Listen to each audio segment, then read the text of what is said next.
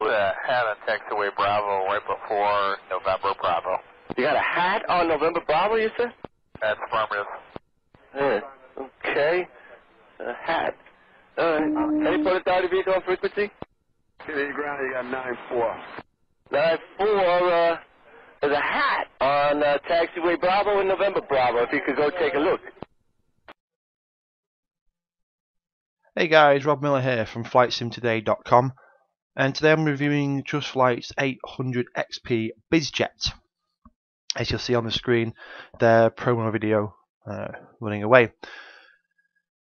It's a neat little aircraft. It's a good step up from the default Learjet more than anything. So if you're looking for an aircraft with a little more complexity than the default ones, and obviously the 800XP BizJet from JustFlight might be just up your street.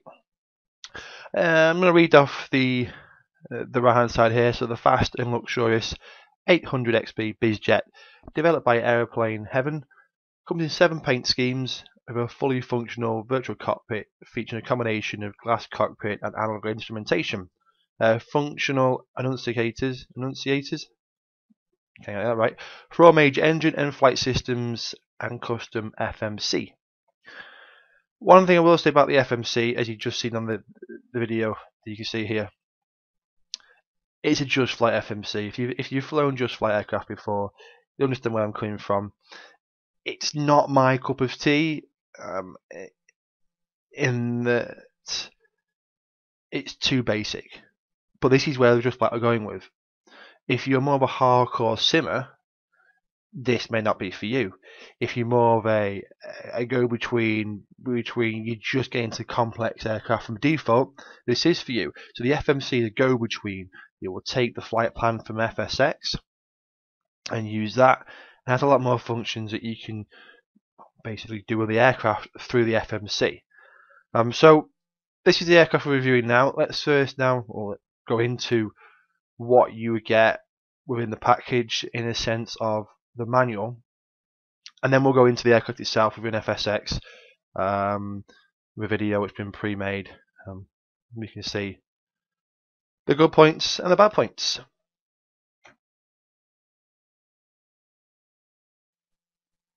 So here we have the manual for the 800XP BizJet from JustFlight. So it's 50 pages long in total, and it goes through. It's a typical looking manual in a sense that intro, the installation, all about the panel, what each thing does within there. There's a detailed guide on the FMC, because there is a lot that the FMC will do for you. All your checklists are in there. You can turn all the lights, the beacons, anything like that as well from in there. One neat thing, it does come with a checklist that the pilots would use for the actual aircraft in real life, so you can follow them.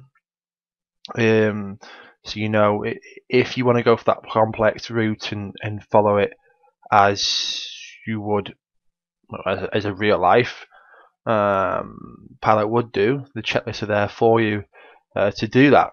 So in the manual, it gives you the specs of the aircraft on the right here. You have all the paint schemes that it comes with. And my favourite being the FedEx, but because I'm kind of weird for some reason, the FedEx fan. I don't know why, but I just am. Installation guide. One neat little feature is you can press the A key and it will cycle through the virtual cockpit to these different views. So the captain's view, right view, pedestal, FMC, the cabin, which personally I don't like, but we can get to that at a later date. Overhead view, again, talks about the different features, different dials and knobs and switches that each thing does within the cockpit. Still going. Obviously the FMC guide, like I said, it's quite detailed, so I was going to go into that. You'll play around with that should you get the aircraft. The checklist page, loading the route, checking your progress, everything like that. It's all in here. And then the operational notes And the checklists, as I mentioned before, so the actual checklist used by the aircraft, so, or the pilot should say, for this aircraft. So you see it's detailed, typical manual. So as I always say, always read the manual before going into actually the aircraft, just so you have more fun, enjoyment, and you understand everything that's going on. So that's the manual it comes with. Say the installation, as usual with JustFlight, very simple, installed easily, and then obviously read the manual. And now we'll go into the actual aircraft and discuss it from there. Okay, so at this point we're going to start talking about the internal, the cockpit, the flight deck, and the virtual cabin. So the actual virtual cockpit is really well made. It's very detailed with lots of animation. Has all the working systems, so the MCP, the FMC all work. It's very clean finish and very realistic in that sense.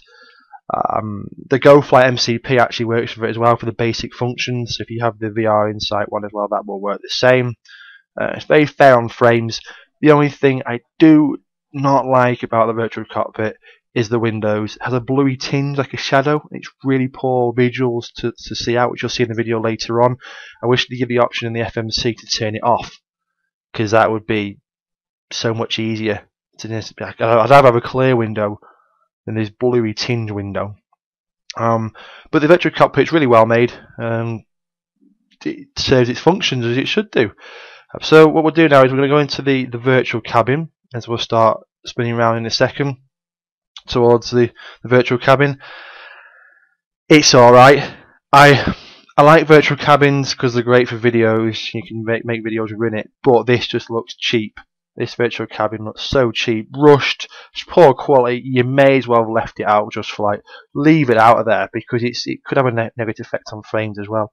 So that's the internals. We'll go to the externals.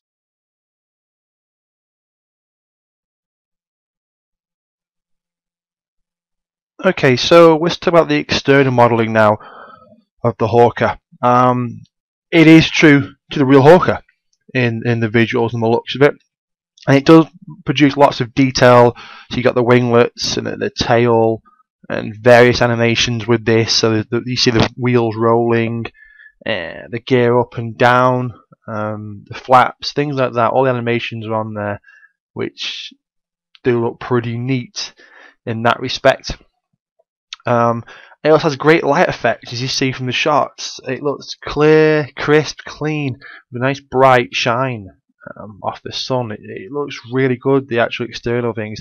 I don't have actually a really bad thing to say about the external visuals. As you can see, it does look pretty neat.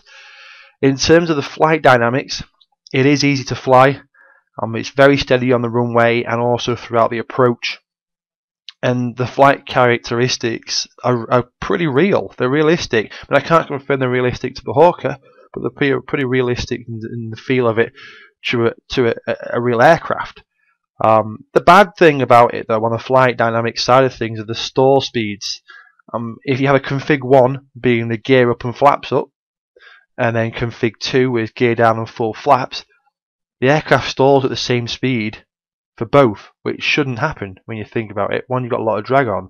It should not stall at those speeds, but it does on both at 115 knots, whichever setup configuration you have. So that's my only negative side of it, is that is not realistic. But like I say, it is a really neat looking aircraft and flies really, really well. So we'll go into the overall now, the conclusion of everything, and then we'll wrap it all up.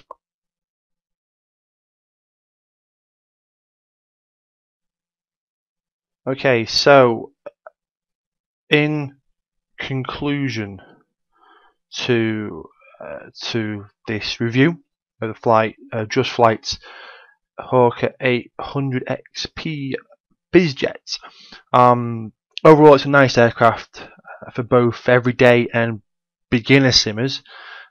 It's a great step up from the default aircraft, and basically you're going to give it 4 out of 5. The reason for not getting the full 5 is, well, the window textures in the virtual cockpit, as you see now, that blue tinge, it's hard to see out of it. It just gives you poor visibility. Like I said, I think they should give an option to turn it on or off. Should you wish, not make you stick with it and keep it. The virtual cabin quality, I mentioned it before, it's poor. It is really poor. And if you're going to do it, you do it properly. If you don't, you know what I mean, no point in having it in there, because the frame rates, I should say, will probably be much better without it. So because it's poor, it looks bad, don't have it in there. And the minor flight dynamics, I mean, it lacks, such as like the stall speeds. You know, I mean, that's a bad. They should have checked that. Whether they missed it or not, I don't know. But the stall speeds being the same for the two configurations mentioned before.